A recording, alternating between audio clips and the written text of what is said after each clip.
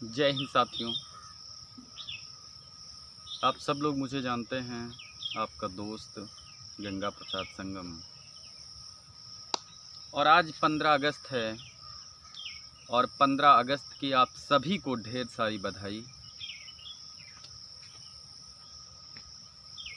आपको पता है हमारा भारत देश 15 अगस्त 1947 को आज़ाद हुआ था और तब से लेकर आज तक इस भारत ने तमाम बड़ी बड़ी ऊंचाइयों को छुआ है।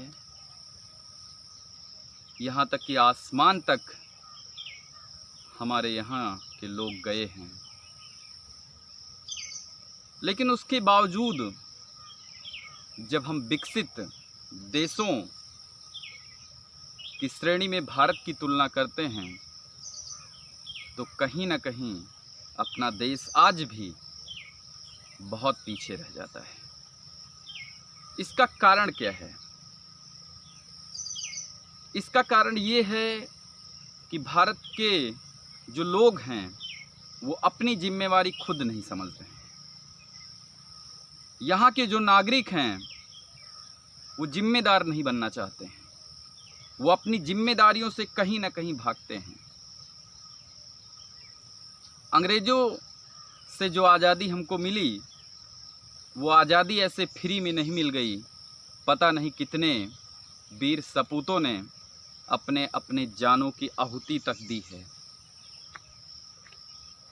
आप भगत सिंह को ले सकते हैं, अशफाक उल्लाह खां को ले सकते हैं, राम प्रसाद बिस्मिल, महात्मा गांधी जैसे तमाम महापुरुषों ने इस देश के लिए अपना सर्वस्व निछावर कर दिया, तब जाके हमें ये आज़ादी मिली है।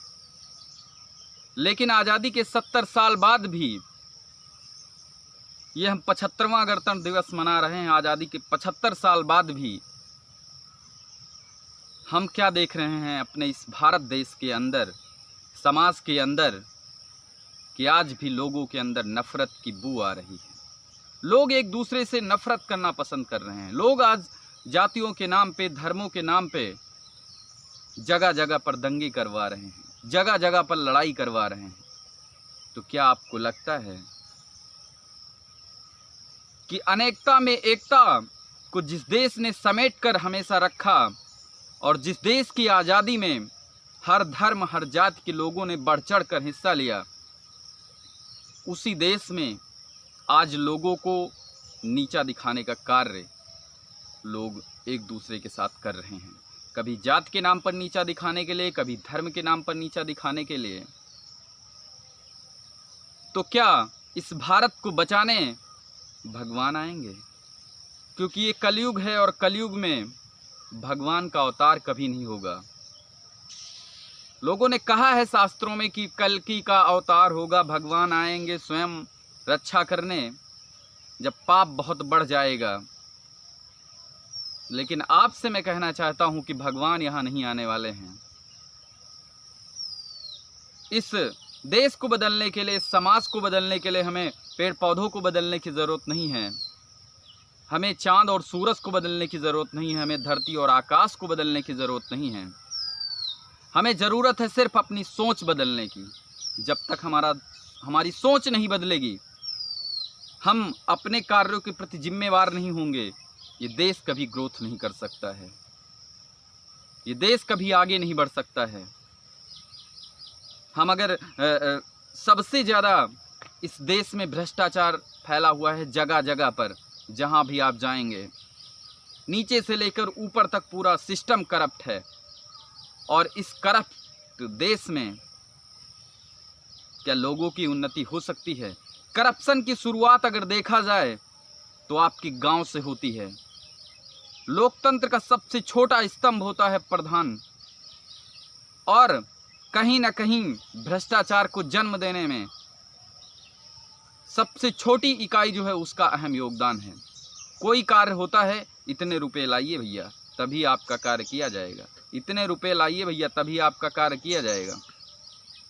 5 साल में एक आप बेशकीमती वोट उस व्यक्ति को देते हैं और उसके बाद वो तरह तरह के, कभी पट्टों के नाम पे, कभी कॉलोनियों के नाम पे, कभी किसी के नाम पे गरीब जनता को लूटने का कार्य करते हैं। तो भ्रष्टाचार की शुरुआत आपके गांव से होती है, भ्रष्टाचार की शुरुआत आपके घर से होती है। और ये भ्रष्टाचार जब तक नहीं मिटेगा तब तक ये देश कभी आगे नहीं बढ़ सकता है। मैं इस देश का एक स्वतंत्र नागरिक हूँ, मेरे पास कोई पद नहीं है, लेकिन मैं इस देश के बारे में सोचता हूँ, मैं इस गांव के बारे में सोचता हूँ, तब मुझे दर्द होता है। लोगों की पीड़ा को देखता हूँ कि आज किस प्रकार भ्रष्टाचारी लोग इस देश की पीड़ा को नहीं समझ रहे हैं, गांव की लोगों की पीड़ा को नहीं समझ रहे हैं, बस लूटने में मस्त हैं, नफरत फैलाने में मस्त हैं। अरे राजनीति आप करिए, लेकिन ये वैचारिक मतभेद होता है, वैचारिक मतभेद को आप व्यक्तिगत मतभेद मत बनाइए। व्यक्तिगत दुश्मनी आपसे किसी की नहीं है, हम सब इसी देश के हैं, चाहे आप पक्ष में हो या विपक्ष में हो, सब इसी देश के फूल हैं। एक शायरी है, मुझे याद आ गई, ये नफरत बुरी है, ये नफरत बुरी है, न पालो इसे, दिलों में जो खालिस है निकालो इसे, न तेरा न मेरा, न इसका न उसका, ये वतन सबका है, बचा लो इसे, बचा लो इसे। ये सबका वतन है यार, ये सबका गांव है, सबकी जिम्मेवारी है चुनाव लड़ना, सबकी जिम्मेदारी है इस गांव का विकास करना। लेकिन अगर आप इस वैचारिक मतभेद को व्यक्तिगत दुश्मनी बना रहे हैं तो ये आपकी गलत मानसिकता है, या आपकी गंदी सोच जैसी मानसिकता है। तो राजनीति आप करिए, लेकिन एक दूसरे को मारने के लिए या हम रहें वो फलाना नहीं रहेगा, बस आई एम द किंग, मैं ही राजा हूँ और कोई राजा नहीं बन सकता। तो आपको मैं बता दूं ये लोकतंत्र है, और बाबा साहब अम्बेडकर ने हमें वोट का एक ऐसा अधिकार दिया है कि यहाँ राजा का बेटा राजा नहीं बल्कि एक गरीब का बेटा भी राजा बन सकता है। तो आप सभी से निवेदन है कि ये जो आज़ादी हमारे पुरखों ने अपनी कुर्बानी देके हमें सौंपी है, इस आज़ादी को हमें बचा के रखना है, और ये तभी बचेगी जब हम अपनी जिम्मेदारी स्वयं उठाएंगे। हम अपनी जिम्मेदारी से भागेंगे नहीं। अगर करप्शन हो रहा है, अगर गलत हो रहा है आपके गांव में, आपके घर में, आपके आस पड़ोस, तो आप उस पर आवाज़ उठाएंगे।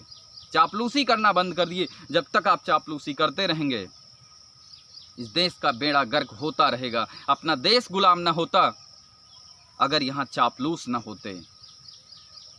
अपने यहाँ मुगल आए, डच आए, फ्रांसीसी आए, पता नहीं अंग्रेज आए, कितने सारे आक्रमणकारी यहाँ आए। क्यों? क्योंकि हमारे यहाँ चापलूसों की कमी नहीं है। और आज भी जब कोई सत्ताधारी होता है तो उसके भी चापलूस हो जाते हैं, यानी कि जो लीगल कार्य हैं वो नहीं हो पाते हैं, अनलीगल कार्य उनसे कराए जाते हैं।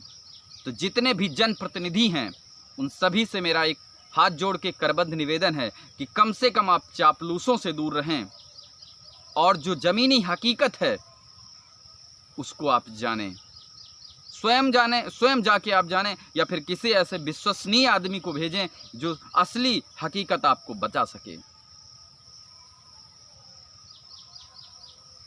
एक शायरी मुझे याद आ गई अपने वतन पर, हमसे और आपसे ही देश की शान है, हमसे और आपसे ही इस देश की शान है, हम उस देश के फूल हैं यारों जिस देश का नाम हिंदुस्तान है। और आज हम यहाँ नफ़रत की बदबू फैला रहे हैं, कभी जात के नाम पे, कभी धर्म के नाम पे, कभी ऊंच के नाम पे, कभी पात के नाम पे। यार बाहर से आने वाले दुश्मनों की रक्षा तो देश के जाबाज सैनिक कर लेंगे, आर्मी वाले कर लेंगे, एयरफोर्स वाले कर लेंगे, नेवी वाले कर लेंगे, लेकिन देश के अंदर जो घुन बैठे हुए हैं, देश के अंदर जो दीमक बैठे हुए हैं, अंदर ही अंदर खोखला करते जा रहे हैं भ्रष्टाचारी के रूप में, इनसे देश की रक्षा कौन करेगा? हम नहीं करेंगे, आप नहीं करेंगे, आप नहीं बोलेंगे, सही को सही आप नहीं कहेंगे, गलत को गलत हम नहीं कहेंगे, तो फिर कौन आएगा कहने? क्या भगवान आएंगे कहने? नहीं, हमको कहना पड़ेगा, आपको कहना पड़ेगा कि ये गलत है और गलत ही है। जो बात गलत होती है वो 100 आदमियों के बीच में भी गलत होती है, 1000 आदमियों के बीच में भी गलत होती है, 10 आदमियों के बीच में भी गलत होती है। और जो सच होती है, सच को तो कोई छुपा नहीं सकता है। सच तो सामने आता ही आता है। कितने भी पर्दे आप डाल लीजिए सच पे, कितनी भी कालिख आप डाल लीजिए, लेकिन जो सच है वो सामने आएगा ही आएगा। तो आप सभी क्षेत्रवासियों से, सभी देशवासियों से गणतंत्र दिवस, स्वतंत्रता दिवस के इस पावन अवसर पे यही निवेदन है कि आप सभी लोग अपनी अपनी जिम्मेदारी समझिए और इस देश के प्रति, इस गांव के प्रति सजग होइए कि ये मेरा गांव है, मैं अपने गांव को स्वच्छ बनाऊंगा। ये मेरा गांव है, मैं इसको बेहतर बनाऊंगा। मैं यहाँ के बच्चों को पढ़ा लिखा कर आगे बढ़ाऊंगा। ये मेरा गांव है, यहाँ की नालियाँ गंदी हैं, यहाँ की बजबजाती हुई नालियाँ, इसको मैं साफ़ करूँगा। यार हम कहते हैं 24 घंटे आप अपने लिए कार्य करते हो, केवल आधे घंटे आप प्रतिदिन अपने गांव के लिए निकाल लीजिए। आपका गांव स्वच्छ ना हो जाए तो मुझे कहना, आपका देश स्वच्छ ना हो जाए तो मुझे कहना। तो आप सभी लोग अपनी अपनी जिम्मेदारी निभाइए और इस देश को मजबूत और सशक्त बनाइए। इन्हीं शब्दों के साथ सबको मेरा जय हिंद, और फिर मिलेंगे आपको जल्द ही अगले वीडियोज़ में। मैं तो नित्य सोशल कार्य करता रहता हूँ। आपसे भी निवेदन है कि कम से कम अपनी सेल्फिश की भावना को समाप्त करके, स्वार्थ की भावना को समाप्त करके जनहित के लिए आप कार्य करें। शास्त्रों में भी कहा गया है, नर सेवा नारायण सेवा। इंसान की सेवा से बढ़कर कोई सेवा नहीं है। तो आप सभी लोग भी सोशल वर्क करें। सोशल वर्क करने से बहुत शांति मिलती है यार, पैसा कमाने से उतनी शांति नहीं है।